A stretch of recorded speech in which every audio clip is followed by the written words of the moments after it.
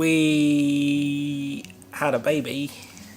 This baby, and then you hide him in the basket. He's sleeping right now. He'll come out in a bit. We'll show him in a bit. So we had a baby, and we've also got a dog making loads of noise. Come on, dog, up, Lex, up. Good job. So we had a child. It was probably a bit quicker than we thought it would be. You've already seen in the other videos that Nat was having an induction, and we had concerns about it ended up being a C-section from taking too long, but it didn't get that far. Although we still thought it would do when we were in hospital. We still thought, whilst we were in hospital, that we'd end up having to have a C-section. Or you'd end up having to have a C-section. I keep saying that, I get in trouble. And so I just thought it'd be good now to just talk through how it went, really, and discuss the process that we went through to lead to our son Arlo being born. So the first thing is why did we have an induction? He was small.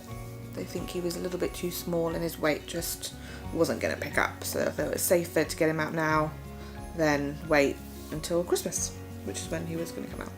Yeah, so his original due date was at the beginning it was the 24th of December, and then as you have scans they sort of reevaluate that and change it, so we thought it was going to be the 21st. Before we found out that his growth had plateaued, we were expecting to potentially be induced on the 19th. And then maybe have to have a C-section on the 21st. Yeah. So C-section was always a potential, induction was always quite likely unless he came naturally beforehand. But then we found out that he needed to come out sooner because his growth had just sort of stopped, and they reckoned he was going to weigh about 5 pounds, just over 5 pounds, which isn't tiny, but obviously it's quite a bit below the average. So we went to hospital in the morning, on Monday. Nat phoned them first thing in the morning and said, what time do we come in? And they said sort of be here about an hour or so later than that. So about 8:30 in the morning we arrived, a little bit late. After dropping fashionably late. We turned up a little bit late, and in we went to, I suppose, start the process. And to start with, they put you on a monitor. Yeah. And sort of just checked that both mum and baby were okay. And what was the first thing they did? That was it. They checked, saw that he was okay, and then they said, actually, let's go ahead, let's get started, and started with a really fun balloon that went up inside to help stimulate things to move, which was really, really, really painful. Yeah, my hand sort of knows. Yeah, because your hand was the thing that knows the pain. Getting all the pain. But you enjoyed a bit of gas and air. Yeah. So gas and air helped that, which was positive. And got her quite high, so she didn't really know quite what was going on. It's not that strong. Okay, well then she was just crazy. She's just sort of going, Mum, I can't feel my lips, or just saying weird stuff, and it was alright. It was fine. Done, and then we sort of had to wait, didn't we? So we just had to wait a while to see if the balloon would do what it needed to do. And then, what was it? Well, it did. It fell out about 7 hours later. And we were then told, it's late now, you're fine, we'll wait till the morning, see how you get on overnight. So I sent him home. So I was like, yeah, great, I'm going to go home, I'm going to get a good night's sleep, it'll be great, and then I can come back tomorrow and be awake the whole time if I need to be, because at least I've had a good night's sleep, I can see our other son Kane. And I thought, oh, brilliant. Didn't quite work out like that. I think I literally got home, relieved my parents who had been looking after Kane, and got into bed. Watching TV, just about to pass out. The night staff come and say, oh, actually, let's examine you. Let's get you up to delivery suite now. And they were like, yeah, we're going to maybe do it this evening. So got him back. by the time you got back, it was 2 hours from when you initially left. Yeah, so I literally, in one of the videos we did, I filmed a bit saying, oh, I'm just leaving, I'm going home, and then pretty much in the exact same parking spot, about an hour and a half, 2 hours later, I was like, I'm back again, and so I returned. By this point, they'd already moved me back to the floor we started on. So back into the delivery suite from the ward, and they got you hooked back up, and while you were still making your way, that's when they realised that my blood pressure had gone through the roof. Really so she high. means really through the roof. Like if I don't no know. roof is gone. Roof is as a dot. You're looking down on it. At this point, I was the calmest I'd been because I'd cleaned my teeth, I was ready for bed, I was about to watch I'm a Celeb. Like, it was calm, but my blood pressure evidently wasn't. It was 180 over like 120 or something. Yeah, it was like really ridiculous. high. And they said, well, we're not going to do anything now because your blood pressure's too high. So I'd made my whole way back thinking that when I arrived they would break Nat's waters and start the process moving forward, but instead it was probably another 3 or 4 hours before that actually happened. They had to give extra medication to try and lower Nat's blood pressure. But my contractions had started coming on, so things were moving. So Nat's going through the pain of contraction, she's got her blood pressure going nuts, they're popping loads of different pills down her to try and sort the blood pressure. Eventually they decide that, do you know what, there's not a lot, we need to, progress this labour, this birth, so sort of screw the blood pressure, let's just go for it. But so what they also said was, well, if we give you an epidural, the epidural should help as well in lowering your blood pressure. So by this point, you've had 2 different types of medication for blood pressure, and the epidural is also going to hopefully make an impact on the lowering the blood pressure to again help the whole process. And I haven't moved from a bed, and I wanted to be more active with less drugs and no epidural. So everything I wanted was out the window, but I was fine. So epidural was given during the contractions. So they were like, "Yeah, don't move, Nat. Whatever you do, don't move." They broke my waters first. Then they did that. All right, I skipped a step. They broke the waters, and then once that was done, They were like, "You're still really early. Let's give you an epidural early while your contractions aren't that bad." Yeah, and it was about 2:30 in the morning when they broke your waters in the end. And the contractions were pretty bad by then. So, but they said, right, we'll give you this. It will ease quite a bit of the pain, and you'll hopefully be able to sleep a bit. Yeah. Because obviously at this point, Nat hadn't really been sleeping much the night before, or this night at all.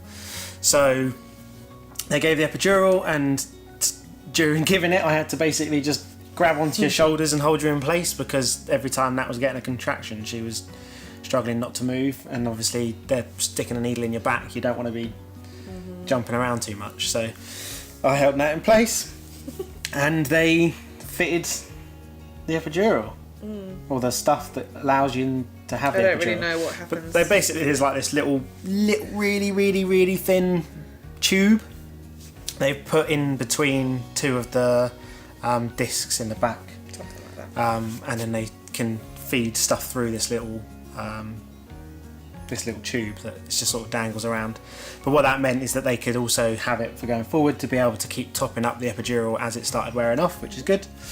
So great, everything's moving on. Yep. This is going to hopefully lower your blood pressure. Baby's hooked up to a monitor at the same time. They thought, right, well, as you broke the waters, we're going to put this extra thing on. Was it called a stand? Stand. Basically, it's like a wire that they attach to the baby's head, and that allows them to better monitor like the heart rate and if there's any distress or anything like that. So Nat's all hooked up, all these things. She's got wires coming out of everywhere. It's another thing I didn't want because I wanted to be able to move. But yeah, so no moving, just lying on a bed. And Nat started sleeping in between contractions. I was given a mattress about that thick for the floor, so I'm lying on the floor. wafer thin. Wafer thin, as they kept saying. So don't rub it in. So I'm lying on the floor. We both try to get a bit of sleep. It doesn't really work, I don't think, for either of us. Well, the epidural itself, the first dose they give me starts to kick in. By the time they give me the second dose, my blood pressure plummets. And when we say plummet, if you were talking 180 over 120 to start with, we're now talking like 100 over 40 or 80 over 40, whatever it is, like really, really low. Yeah. And the thing with the blood pressure is, they explained to us, is really high is bad for Nat and for the sort of uterus and placenta, and so it's bad on that side, and really low is bad for the baby, so for Arlo.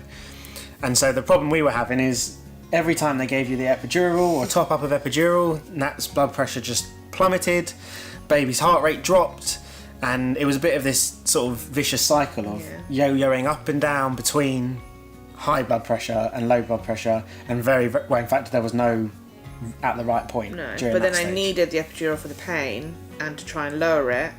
But every time they did that, I then started feeling sick and dizzy and started having an out-of-body experience where I was just not myself. So during that, we basically ended up with a midwife, which I don't think is normal, just literally What's that? put in our room, staring at the monitor, keeping an eye on it. Sat there watching once they it. noticed the dipping, that it needed to be monitored, and so they were there doing their shift whilst me and Nat were trying to get some sleep. And every time I fell asleep, I noticed like 3 or 4 people appear in the room, and so I jump up like, what's going on? And it was just every time it would dip, another higher level person would come in and just check it. A doctor kept coming in and checking and making sure everything was okay. And that went on for another 6 hours, I think, from when the waters were broken. So between the waters being broken, about 6 hours. And before they decided, right, we're going to do another check and see how far dilated you were. So at the start of all of this, you were what, 2-3 centimetres dilated, so you'd expect quite a way to go.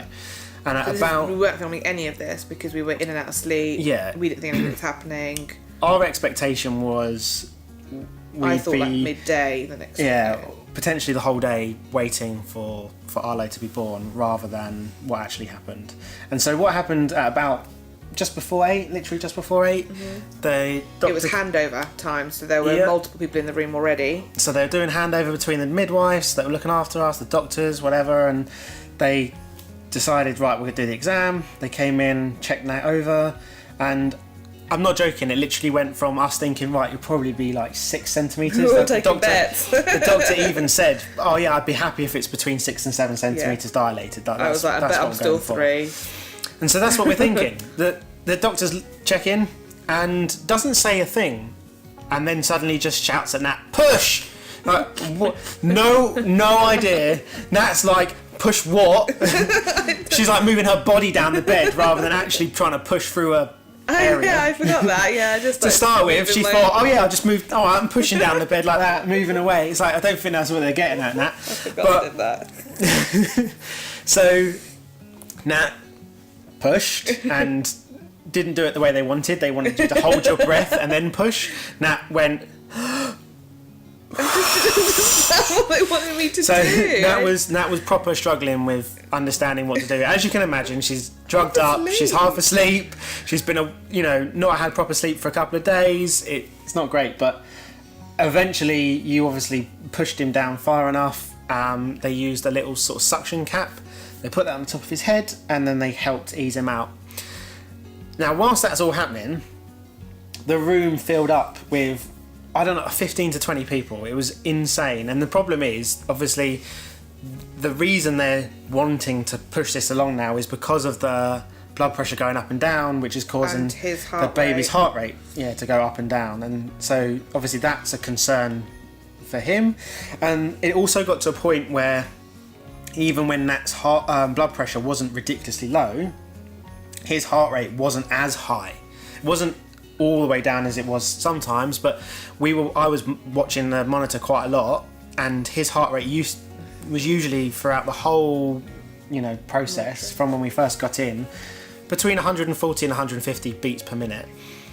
And at this point it was hovering around the 100 marks. That's quite a big difference. And when you were having the epidural when it was kicking in, it was going down as low as like 70. So that's so the 70 is half, and the 100 that it was just sitting at constantly is a third off. Yeah.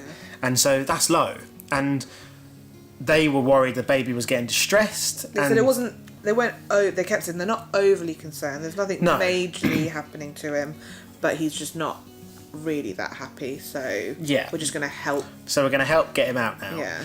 the thing is when you go from this whole experience of having a maximum of 3 or 4 people in the room, most of the time one person, when 20 people pile in, and that's not an exaggeration, because of the shift change that Nat mentioned, we literally ended up with everybody. We ended up with like 4 people for every role, because it's normally 2 people for every role, and because it was a shift change, people weren't sure if the previous shift were going to be in there or the next shift were going to be in there. And my midwife, who had already said bye, wanted to now see the birth because it was happening at shift change, so she wanted like to stay, everybody just piled in. I'm losing it because all I'm seeing is his heart rate being lower than it should. I'm just standing there panicking. Nat's mum's in here by this point. Luckily, we called her at about 6:30, thinking just come sometime in the morning, you'll be fine. She told me that, but I said get here now because I took that. You know, this is a tip for all men. Yeah, I know, but if women say they're fine, they're not. And so when she was like, "Oh no, it's fine. Just tell her like to come this morning," I just said to her, "If you're awake, just come now." And so she did, and it worked out for the best anyway. Within an hour of her being there, the baby came. But during the birth, Nat is literally trying to do her weird pushing, whatever it was that she wasn't doing properly, and I'm sort of like there rubbing her back, going, "It's okay, come on, you're doing really well." Now I apparently was looking really bad and looking panicked. So behind me was Nat's mum, same thing, just going, "Yeah, it's okay, it's alright, it'll be okay." And I'm just like, to be fair, I was pretty panicked. Yeah. But, you know, out he came. I wasn't looking at you, so I don't know. No, out he came, and as soon as he came out, we didn't get that cry that you sometimes see on like One Born Every Minute or whatever. But what we did get is I could see him breathing. I could see him just... Colour was coming to Colour, yeah. He looked healthy, he looked fine, and it was like... Oof. Panic over. Nat's okay at the moment. No one's had any concerns about Nat. Baby's heart rate, you know, is less of a concern now. I can physically see that he's okay. Yeah. And at that point, they were working on Nat, stitching up, taking things out, doing bits and pieces, and they took Arlo over to like the little area. I missed the bit where I cut the cord. Oh yeah. Did that, so cut the cord, and then we went over to the table, and I just went with him. I said, "Nat, look, I hope you're okay. Look, I'm just going to go with our son." He was like, "I'm leaving, bye." Yeah, bye. See you later. You did your job. Got the son. Well done. Thumbs up. And so I went and just checked on Arlo, made sure he was okay whilst they were doing that, and then I came back and checked on that again. And then I thought, well, baby's now with mum because they cleaned him up a bit and brought him over, and so I left the room. Rung my mum and was like, "Mum, yeah, done." Walked back in the room, horrific sight, not gonna lie. And then it sort of shock hit, didn't it, really? Because we during that whole process, it was something like 12-15 minutes between them saying push and baby being there. But that whole time, I was barely doing anything. Literally, it was 10 seconds of, okay, do a push. Okay, we're going to do this. And then maybe a minute of pushing. Not that. I don't think I even did a minute of it. I mean, it was more them preparing themselves for all that time, and then... So there was a lot of... But even in that 12-15 minutes, probably a good 2/3 of that was them getting all those million people in the room. And just getting instruments out. Instruments, gloves, whatever, like getting everything sorted. Oh, hello, baby. So, yeah, it was pretty traumatic, really. You're going to get him out? Yeah. Right, well, baby, come join us now. In clothes that don't fit him because he's so small. He is tiny, and so things just don't fit. Oh, Bobby, you're okay. Oh, see, you're okay. Too cute. So yeah, I mean, it was quite traumatic. I wouldn't call it traumatic. No. I think people have far I mean, yeah, people have it far worse. But dog's going as well. I wouldn't say that was traumatic at all. I think for you, seeing it all, and you were very much like, I'm just going to stand at your head, I'm not going to see anything, which was unrealistic from the get-go. I think it actually went really well. We just put it in their hands. Yeah, we did. The problem is I'm the sort of person who can't do that. Yeah. Aren't I? Like, I didn't have a plan. I knew I didn't want too much intervention, but with my pre-existing conditions and with his health, I just thought I'm just going to leave it to them and do whatever they think is best. So that is what happened, and Yeah. it was as good as it was going to be. Yeah. So yeah, I wouldn't call it traumatic. He's over-exaggerated. Oh, I found it quite dramatic. I was panicking like crazy when all those The people. person who pushed the baby out thought it was fine. Yeah, she was drugged up. But no, so it went all right in the end, didn't it? And he's healthy. You're all right. Mhm. Oh, hello, dog having a sniff. But yeah, so then really after that they made it much calmer. Then they got everyone they did. out. They cleaned everything up, and they said, "You can have this room.